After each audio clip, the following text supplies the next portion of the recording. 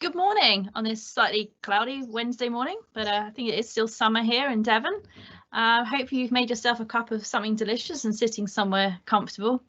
I'm working at home along with our other 350 employees here at Bishop Fleming in my little rustic office. Last webinar had a few tech issues. Actually, the tech fell down a hole completely, but thankfully the marketing team stepped in. Hopefully that's not going to be the case this morning, but as we know, these Wi-Fi in Devon can be tricky at times.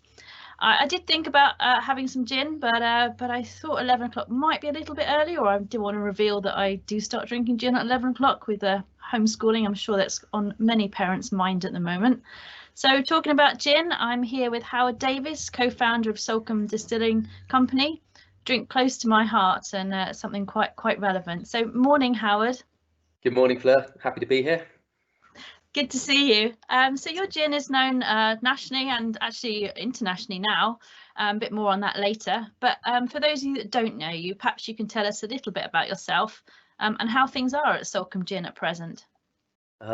Certainly. So, I mean, I co-founded Salcombe Distilling Company with a really good friend of mine, Angus, a chap who I used to teach sailing with back in Salcombe when we were teenagers, many moons ago.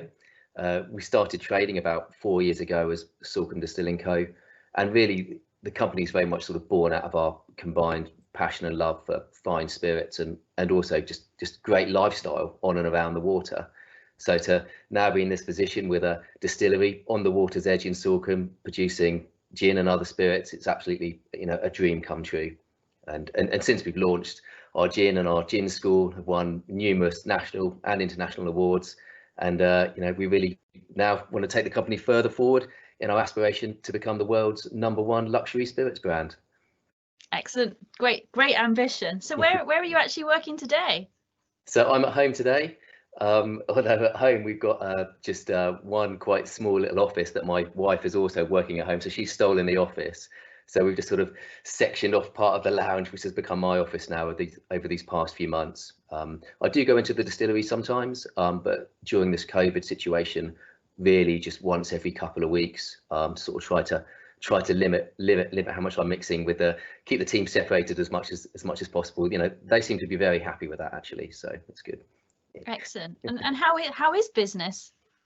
It's pretty good actually. We've been quite fortunate. When the whole COVID thing kicked off, it was obviously quite a big concern for us with all of the bars and restaurants closing down, and we're having numerous, board meetings reconsidering our strategy, taking a big step back, and certainly the business has been hit quite hard in terms of our trade sales during the last few months. But going quite a good way to compensate that has been our sort of direct sales to consumer, particularly through web sales through us and other partners like Amazon. In that, whilst everyone's at home at the moment, then people are still wanting to drink gin or other drinks and just doing so more at home than obviously out at bars and restaurants. So that's that's really helped a lot actually. And then also we've been busy sort of looking for other opportunities for diversification as well, and I'm sure we'll touch on that later. So what have you actually had to do to adapt in this current COVID crisis? All over really, lots of things. So obviously there's the operational side with most of the team working from home, and we had to take the decision to furlough some of the team as well, particularly some of the sales guys who otherwise would have been out there on the road visiting bars and restaurants, and operationally sort of trying to limit how many people are going into the distillery, trying to get separation in place. And then more recently, we've just reopened our victualers, which is our retail store at the distillery in Salcombe, and obviously had to put measures in place like a perspex screen over the the checkout counter there, and limit how many guests we can have in the store at any one time. So there's things like that, and then of course adapting our focus really as well. So as I alluded to earlier, we've had to shift our focus much more to e-commerce and online sales, and how we can adapt other parts of our business away from physical sales to trade establishments, at least over the last couple of months. Excellent. And what have you found some of the biggest lessons learned through this difficult period? I suppose really one thing actually I found really valuable about it is actually just the value in any scenario of taking a big step back and looking at the business. And of course, we try to do that, regularly anyway, but this really makes you do it. And in some ways, it's quite, I'm actually very optimistic that we will actually come out of this stronger than we were when we went into it in many ways, because it forces you to take a really hard look at, what's really delivering, revenue, what's really delivering brand value, and what's really something that you think is maybe a good thing to do, but actually maybe you're just spinning the wheel for the sake of it. And so actually I found that really, really valuable, really fantastic, and actually fascinating and quite enjoyable in many ways. So that's probably been been a big thing for me in terms of what I've sort of learned from it. So for me, I want to start trying to make myself and the rest of us on the board as well, I think we'll be doing that more often and be prepared to make harder, more assertive decisions when you get a sniff that it might be necessary. And obviously your business crosses, leisure, wholesale, retail. I mean, how have you found you've got the gin school as well? Have you had to make, I'm assuming that's all closed at the moment. What are you thinking on things like that? Because that's going to be difficult even as restrictions get eased.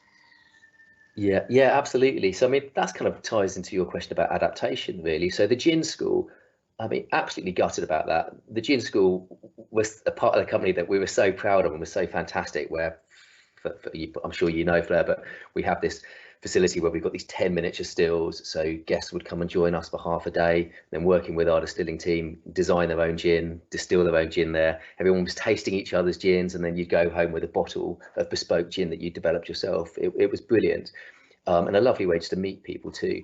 So that is so interactive in such close proximity, we simply can't run that at the moment. But then what we have done is we've launched we thought, well, let's try and launch this online. So we set up what we call our home schooling service, where basically up to 4 households can join in at a time. We'll have a couple of our distillers will be there in a gin school, video cameras running, so our guests can be asking about different botanicals, what they'd like, and then live on that virtual gin school, the guys will distill a bespoke gin for our clients. So that was actually quite fun setting that up. That's how we've had to adapt. It sounds like a car going past or something. I don't know. I think it's a tractor. Yeah. And so that's one piece of adaptation. But then regarding wholesale and trade, obviously that just dropped off really, really quiet. But what we worked hard to do was to try to maintain a dialogue with a lot of our clients and wholesalers through this time. We try to provide some flexibility in credit arrangements to help support them. And we also been talking to them to proactively discuss what can we do to work together so that when you are able to open again, how can we really punch through and really pick up very quickly and maximise the opportunity. And with the potential easing in July for hospitality, is there much more conversation going on with those people? Yeah, absolutely. So in all manners, so for our trade clients, we'll be talking to them about what can we do to help support you when you open, in terms of A, obviously making sure that they're stocked up, but B, in terms of point of sale support. Our sales team coming to help with training of the staff, or even setting up tastings for them, and any other kind of promotional material we can help provide. We just try to maintain that dialogue a lot to try to see whatever they need that we can do to support, and that might be financial as well as physical, as well as people. And do you still have some staff furloughed? Yes, we do. Yeah, we're so we probably originally had to furlough, I mean, getting on for about half the team. Actually, it was really, really tough. Although actually I've got to say, so glad that the furlough scheme was in place, because if that wasn't in place, then it would have been a lot tougher. So that was good. And now we're progressively bringing people back. So I'd say at the moment, every week or two, we're bringing somebody else back and somebody else back. So we've probably got about 2/3 of the team back in place now. And I'd expect that by pretty much sort of by September time or so, I think virtually everybody will be back. Excellent. I actually got a question here from Chris Ormeroyd at the Flavourworks. Hi, Chris. He says, how are you keeping in touch with furloughed staff? Yeah, good question. So 2 ways really. Firstly, we've been making sure that pretty much every few weeks, certainly every month, we send out a general update that will go to everybody, whether they're working or furloughed, to say, look, this is the current situation. It's also, some of it's some fun, a nice update. Here's some nice things we're still doing, and by the way, this is how the market's looking at the moment, and this is what we're thinking the outlook might be in terms of people coming back. So we've tried to communicate in that way, but then also we've sort of been trying to diarise, again, roughly once a month, to have a telephone call with each individual staff member that's furloughed, to try and be really transparent and have an upfront conversation about what the expectations are. So yeah, those two means. And obviously with any situation like this, there comes opportunities. What kind of opportunities have you seen, and what have you been doing to look at those?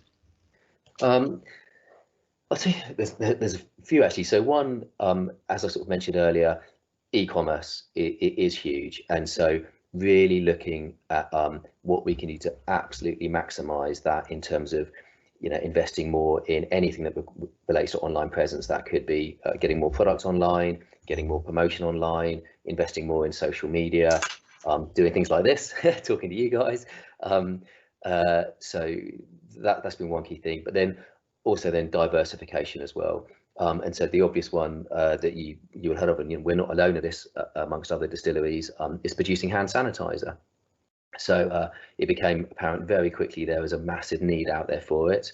And so what we did initially, actually, I have to say, this wasn't a monetization thing.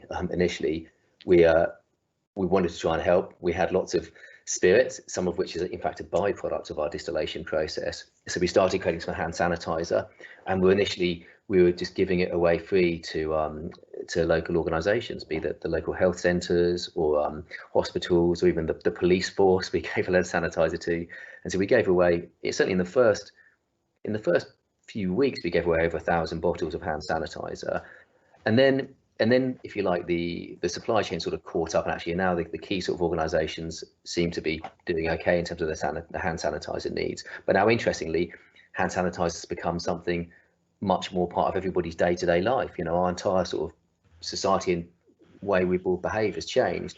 So now you've got numerous businesses. You could just be a retail business, and actually maybe you want to have hand sanitizer in your store, or at any kind of anywhere where people interact, and indeed at home as well for ourselves.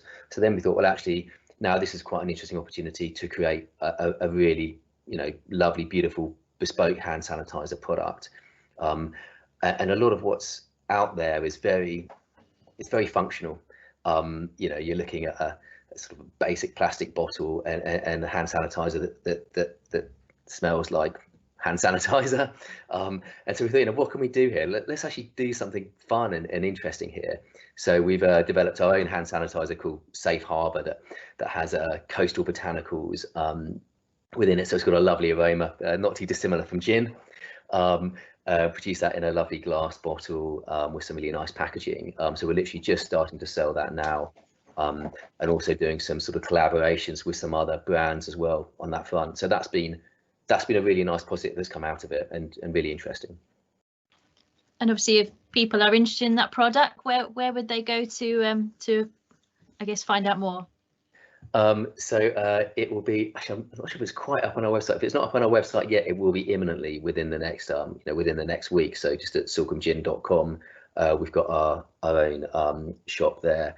And for trade customers, we've just got our sales team are working closely with them. We can just email us at ilovegin@salcombegin.com to find out more. And if people want to have, looking to buy a large volume, then like I say, we're looking at sort of collaborations and co-branded opportunities there as well. Excellent. So that's one new product, but I understand you've actually had some other products launched during this period anyway. Would you like to tell us a little bit about those? Yeah, sure. Yeah. So we launched it must be about a month ago now, we launched our white rum, white strand, we called it. And I mean, it's quite funny because initially it was like, well, shall we? Basically, we've had rum in the pipeline for 2 years. I mean, and we launched a gold rum just before Christmas as well, which sold out in about 48 hours. And initially it was like, well, should we wait till the end of this COVID thing before we start trying to release a product? But actually, a big thing for us is actually, as much as possible, just got to carry on, business as normal, just adapt, but just carry on and carry on. So we're like, no, let's let's release this rum. So we've been working really hard to develop a white rum, and to be honest, initially when we started that project, I wasn't completely confident about how good it could be, and I don't want to name any other sort of long-standing white rum brands, but it's not necessarily been in the past that higher quality spirit product, and it's often been a product that you might just mix with Coke. And so is it really worth having a really good quality spirit? But we started developing it, and it sounds a bit immodest now, but at least for the business, but honestly, it's so good. I would say that about our own product, but it's so good. The white rum, it's blown me away, in terms of how good it is. And so, so we released that a few weeks ago, and that's had a fantastic response. A really lovely, smooth spirit with some lovely nuances of flavour from long pepper and lime, and coming through it, a little bit of apricot on the nose. So that's been really great, actually. And the exciting thing now is, okay, so now where are we going to take this now? Because at the moment we're producing it in tiny batches, literally about 85 bottles in a batch. That's smaller batches than we ever even used to produce the gin. Largely because I could talk for ages about this, Fleur. You're going to have to stop me. Largely because okay. We're fermenting. We're taking the molasses. We're fermenting the molasses from scratch, and then redistilling that, and then redistilling it a second time. So the production process is very heavy. It is very labour intensive, but it creates a great product. So I'm pretty excited about it, as you can probably tell. Excellent. And I've got a question here. So obviously your foundations are gin, but do you think rum's the next big thing? I get asked this all the time. So it's going to grow. It's going to grow a lot, and you look at all the forecasts in the industry, both gold or dark, as you may want to call it, and white rum and spiced rums and flavoured rums. That whole sector is growing already and will continue to grow. So that is quite exciting in itself. Whether, and I don't necessarily have a bias to gin, I love lots of spirits, and indeed this is why we're producing rum. Whether it can quite get to the scale that gin did over the last 5 years, I'm not sure. Largely because there's a couple of challenges with rum are it's almost an educational piece without wanting to patronize people in terms of how do you drink rum. So for gin, everyone goes, okay, default drink gin and tonic. I know how to do that, and depending on the gin, if it's Salcombe gin, I'll put a slice of red grapefruit in there. If it's another gin, I might have a different garnish. But people kind of know how to drink it. Whereas with rum, you're not so sure, or the default mixer would probably be Coke. And then if it's Coke, well then Coke's such a strong sugary, even for a sugar-free Coke, it's still got a very intense flavour, such that it masks the flavour of the spirit so much. And so then, is it then worth having a really, really good quality spirit if you're just going to put Coke with it? So there's an educational piece there about other types of ways of mixing with rum. I mean, some people mix it with tonic water. I love a mojito, or you could have a light mojito where you're just using lime and mint. And then you still get a lot of the really lovely flavour from the rum coming through. But there's that sort of challenge in terms of people knowing how to drink the spirit. And then also there's kind of a time of day thing as well, whereas gin, okay, so maybe you weren't saying you were going to drink it right now, Fleur, just after your breakfast. I might now. Okay, good stuff. But gin, certainly people have always perceived it's quite, could be a lunchtime drink, early afternoon, aperitif, cocktails after dinner, whereas rum's often be more associated with more of an evening drink. But I think that is changing as well, actually. So there's that challenge as well about times of day where it's the right occasion to drink rum. But with those things in place, it will grow. Mm-hmm. And so that was quite a few new products, but I think you've also got some other things coming down the line in the summer. Are you happy to share that? I could share that a little bit. So another really fascinating area in the industry that we've been looking at is the non-alcoholic and low alcoholic spirit sector, which has grown significantly over the last few years and continues to do so, and I think it's going to grow hugely. And we're all more conscious now of our calorific intake, and indeed of making sure that we drink alcohol in moderation. And so it is a big growing sector. So again, we've been working a long time to develop a non-alcoholic spirit, which has been fascinating because there's various limitations in the absence of alcohol in terms of ensuring that you get lots of flavour into the liquid, And there's one thing: if we're going to release a non-alcoholic spirit, it's got to taste fantastic. And I think a lot of people have sort of jumped on the bandwagon out there, and a lot of what's out there at the moment. And by the way, there's other products I'll say, because there's lots of lovely products out there in various sectors, but in the non-alcoholic sector, I think it's still a bit challenging what's out there at the moment in terms of really being that great in taste. So we've got a big focus on let's produce a non-alcoholic spirit that tastes amazing, and that we will be releasing later this summer. So I will not say any more now, but I'm hugely excited about it, and we should see that quite soon. Excellent. So as well as all these things that you've been doing, I appreciate you're well known in the UK, but you've also been expanding the borders and looking into the US. How have you found that experience, and do you have any tips for companies looking to move into the US? Okay, so we have also exported to China and a couple of other, in Croatia and Spain, a few other places else, but the US is going to be a big new initiative for us, where we're just launching now. And it has been quite challenging, because at face value you think, okay, well, the US, yeah, it's a fair distance away, it's across the Atlantic, but they do speak the same language.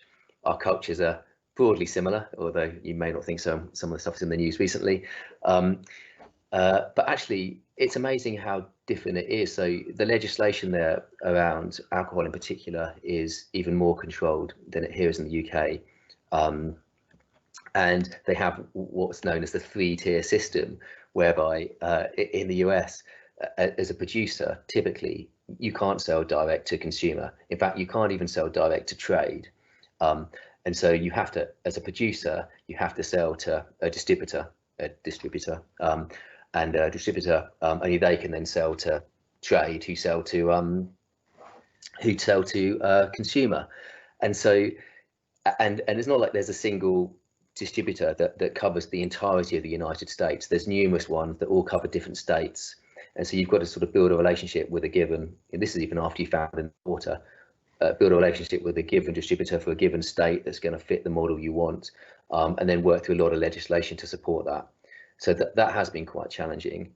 And there's other funny things as well, like there's a lot more control and approval around label specification on the bottles and things like that. And what is gin? Their definition of gin is slightly different than ours. And we have an amazing rosé Saint-Marie, we call it. It's a pink gin, which is fantastic.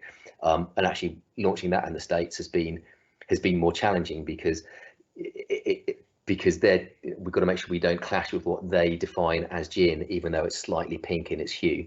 So it's been really challenging, but we're there now. So glad that we've done it, and it is really worth it. And in some ways, whilst it's been quite tough, well, maybe that's a barrier to market for others, for competitors. So maybe it's not a bad thing once you've got through that. Mm-hmm. I've got a question here from Tom. Thanks, Tom, at Kona Brewing Company. And he's just asking, so just to ask, where do you actually export to? And also, if there's anything that you've learned about the current crisis from those foreign markets where their on-trade is back open? Okay, so in terms of where we export at the moment, so as I alluded to earlier, so it's China, the US we're just starting, a few countries in Europe, but in small amounts, so Croatia, Belgium, bits of Spain, a couple of others as well, but still in relatively small quantities. In terms of, and by the way, that's been a conscious decision. We've actually had quite a lot of interest from various other importers in other countries, but one thing we believe in is try to focus on a few areas and do it well, rather than just splash it everywhere. In terms of sort of learning, I suppose maybe the US again is a good example of that, which has obviously gone through a very similar situation to us and still is with coronavirus. Again, the focus there has moved so much towards e-commerce and the off-trade in particular, and that's led us to alter the way that we are, focusing on the distribution of our products in the US. Excellent, thank you. And just moving away from export and just thinking about your brand in general, it's not just about gin and all the other lovely products you've got, but actually sustainability is really important to you personally. Would you like to just chat a little bit about some of the initiatives that Salcombe Gin has got in place to minimise environmental impact? Yeah, sure. I'll touch on a few. It's also a funny one to talk about, because it's something that's really important to me, and actually, and I'm pleased to say, with pretty much everybody in the business as well. And it feels weird to sort of be promoting something that you kind of feel you should be doing anyway. and also always has a sort of underlying feeling, are you doing enough? Should you be doing more? So it's a continuing area of focus, but I am nonetheless quite proud of some of the things that we are doing. I don't know how exciting they are, but one thing which was great was there's sustainability in terms of making sure that you don't use single-use plastics and recycling things, and that's really, really important. But to me, the ultimate in sustainability is reuse rather than recycle. So last year we launched a bottle refill scheme whereby people, if you bought a bottle of Salcombe gin, then literally they'd bring the bottle back to our distillery, and then we could refill that bottle for them at a discounted price of buying a new one. So it's a really simple concept, but quite satisfying. And actually, one of the things we're looking at now is, okay, that's brilliant, but how can we now roll out something similar on a broader geographic scale? So that would be really, really nice. So that's me sort of thinking, how can we improve this further? And then there's other sort of things which maybe aren't that exciting, but really, really, really important. So it used to be the case that the standard packaging for distributing bottles of alcohol around was this sort of inflatable plastic packaging that you put a bottle in before you put it in a box before you sent it via courier. I mean, the thing was an environmental disaster, but at the same time, you'd be amazed at what couriers do to bottles when you try and send them, and how easy it is for them to get smashed en route. So we needed a solution, and there wasn't much out there that we could find that ticked the box. So I'm really pleased to say our sort of packaging team worked really closely with one of our suppliers and just designed a bespoke cardboard packaging for a bottle, and that's now what we're using. And it doesn't sound that exciting, but it was such a challenging thing to do, to actually get something that really works. And actually, you know what, having come through it, the real positive here is, because often you're worried about how much it's going to cost me to try to be sustainable. At the end of it, I think the packaging was cheaper than the old plastic stuff that we used originally when we started up, and it looks better as well. It looks better, it's more effective, it's cheaper, and so it's just sort of win-win all round. So there's a couple of examples. We've done some partnership work with the Marine Conservation Society, where we donated part of our sales to them in a campaign just before Christmas last year. So that's been really great. And then maybe there's others I could mention. A last really simple one is, it used to be the case that you'd go to a food and drink exhibition fair, and you'd want to sample all manner of drinks and things there, and they were all served in these little plastic tasting cups, which were just awful. And so again, a simple thing, we just managed to source some really nice little paper ones. Actually, they're little branded ones now that say Salcombe gin on them, and I think the cost is comparable or maybe less. So again, that's sort of something where we forced ourselves to make a change, but actually it's been for the better on a number of levels. Which probably brings me on to my next question. You probably partly answered it there, really, but I guess what would your advice be to other companies looking to be competitive but remaining true to their core values? Yeah, I have probably got a bit. It's kind of what I'm saying. So firstly, what surprised me about it is it feels a bit daunting at times. It's like, okay, I've still got to run a business. I've still got to try and make a profit and employ people and pay wages, and so you can't just fold your business in the interest of being sustainable. But at the same time, what I've been really pleased by is often actually when you start going to these initiatives more, often actually it can end up better for your brand, more cost effective anyway, and everyone's happy. So yes, don't be dissuaded from having a look. I think you invest a bit of time, often you'll create a solution that's better. And then secondly, the other thing I sort of learned myself, or we've learned about it, is don't be afraid to shout about what you're doing. This sort of alludes a bit to how I started the conversation when you asked the question earlier, in that, is it right to be thinking of what you're doing sustainably as a marketing or brand aspect of your business? It kind of is, actually, because if it's your true value, in your core value, do you really believe in sustainability, and that's part of your ethos, well, then that should be something you're talking about as a brand anyway. And then secondly, I believe that if we all talk about more about what we're doing, then it creates more pressure on other businesses out there and consumers to do more themselves as well. So it's a sort of a reinforcing circle. So for that reason, you almost have a responsibility to talk about the good stuff that you're doing to encourage other people to do it as well. Excellent. That's great advice. And as we look forward, and obviously we've been talking about all the things you're doing, the things that you've got coming up, but what are your thoughts on the future of food and drink? Pretty wide question, but as we hopefully lift some of the lockdown restrictions. Yeah, I'm really optimistic, actually. It's going to pick up. Yeah, it's going to take time. It's going to take time, and it is a really dreadful and sad thing that a lot of businesses, and I'm seeing it happen with people that we work with, are going to struggle, and some may not make it. But it will come back. It will get better. The landscape will have changed. I think that there will be there's going to be an ongoing increase in terms of home consumption of fine food and fine drink, and also what will happen in relation to that, and already is happening. We've been seeing it for quite a while, even before this occurred, is a desire to be able to elevate the experience that we have in our own homes when we're having fine food and drink. So that could be in the means of having the ingredients and equipment to make a fantastic cocktail, to push the boundaries on how we may have had drink before, or similarly with food and in the way we cook and eat, having better quality ingredients, and then also matching the two, where you're pairing fantastic drinks with fantastic food. So some of these experiences that we may have previously relied on going to a really fantastic bar or restaurant for, seeing people wanting to recreate that at home, that is going to continue to increase. And I think there's opportunity there. Out there more broadly in the trade, on the street, shall we say, it's going to come back along. I think it's going to come back a long way. And certainly, in both regards, but I think maybe not quite to the level that it was previously. But at the same time, other related opportunities will spin up and arise. So it's a question of us keeping an eye out for those.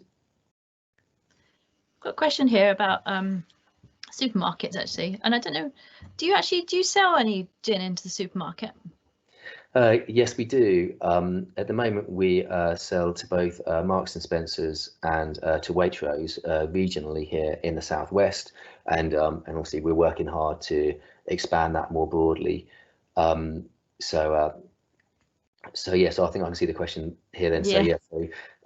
So I'll read it then. So what's our relationship like with the supermarkets, and how important is our brand over the price point? So I mean, we have a very positive relationship with the supermarkets we work with. The two I've mentioned, it's been fantastic. We've been working with them for a year or two.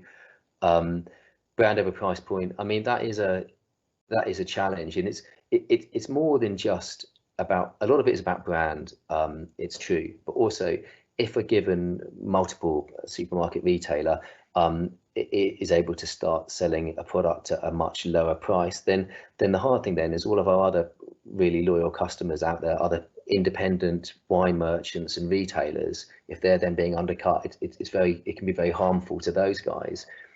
At the same time, you can't control price. A, it's against the law, and B, you simply can't. And so it's just about maintaining a very positive ongoing dialogue about what our objectives are as a business and a brand with the clients that we work with, to try to support that we're all playing off a similar level in playing field regarding pricing. Thank you. And I've got another question here about I think you were talking earlier about stepping back and taking a look at your operations, and you have talked about some of the things that are coming in the future, but are there any other changes that you'll be taking forward for the long term? It's a good question. So there's a couple of sort of quick things, like we haven't opened our bar yet. So the bar, when it reopens, we have a lovely bar at the distillery overlooking the water there. When that reopens, that will have some social distancing measures in place in the way that operates, and the longevity of those we will see. Similarly, we hope to open the gin school at some point as well, and there'll be some similar changes in the way that operates. But then more broadly for the long term, I think the key thing, again, I feel like I'm just referring back to the same point I mentioned previously, but so apologies, but e-commerce, so important. And so we will be investing more as a business in numerous ways to help further support what we're doing in that area. and also further support and promote fantastic, products, in the West Country, and what we're doing in the West Country here in general, which I think is really, really important, because it's worth noting that we want to support ourselves and our other local colleagues and other businesses here too, and of every pound that we spend here in the southwest in Devon, roughly, I mean, there's different bits of analysis you can see, but what I've seen recently is that sort of roughly 61 pence of that goes straight back into the economy here in the southwest as well. So I think that as a business we have a level of responsibility as well to try to help support the economy in our local area. So with the we haven't talked about this, but with the bar in Salcombe, have you actually are you able to set a date for opening, or is that still under discussion and waiting government guidance? It's still under discussion. To be completely transparent about it, at the moment with our bar in Salcombe, it's not like a massive space. It's beautiful, intimate area, and so with a 2-meter restriction between people, it's quite challenging as to whether that's viable or not. So we're literally having talks about it right now.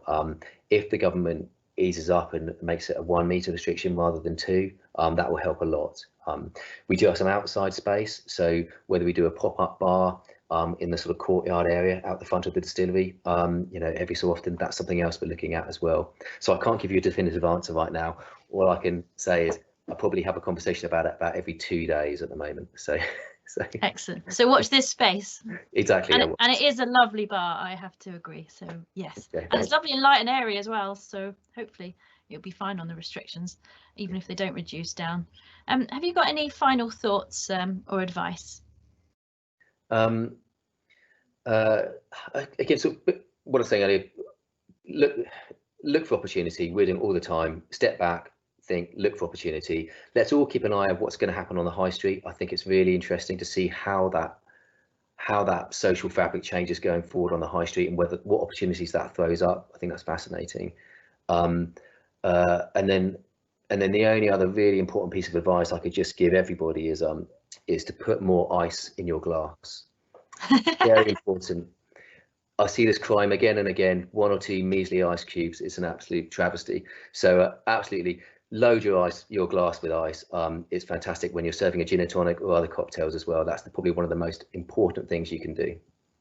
Excellent. That's very, very valuable advice, and I will be taking that on board myself. Good stuff. Howard, thank you so very much for your time today. It's been absolutely brilliant. So just to wrap up, hope you've enjoyed today. If you've got any other questions or ones you didn't want to raise publicly, then feel free to send them in to us in the marketing team, and I'm sure Howard wouldn't mind answering them. Just to flag, so I think we've said this before, but we do have our Knowledge Hub, Business After COVID and Transitions, lots of up-to-date articles on there, which should be helpful for all sectors out there. And we've also got our Food and Drink Knowledge Hub, and we'll be putting recordings of the webinars up there, and there's our past webinars are up there as well, and you can view them again if you're interested. Got another webinar coming up in 2 weeks' time, another food product dear to my heart, cheese. Gosh, I sound dreadful, gin and cheese. So on the 3rd of July, we've got a conversation with Mary Quick from Quick's Cheeses, talking about artisan cheeses and the challenges and opportunities in the current environment. So hopefully that won't be too early for some cheese tasting, but we very much look forward to that, and please come and join us on the 3rd of July. Very much hope you've enjoyed today, and thank you very much for listening. Goodbye. Thanks very much. Bye. Thank you.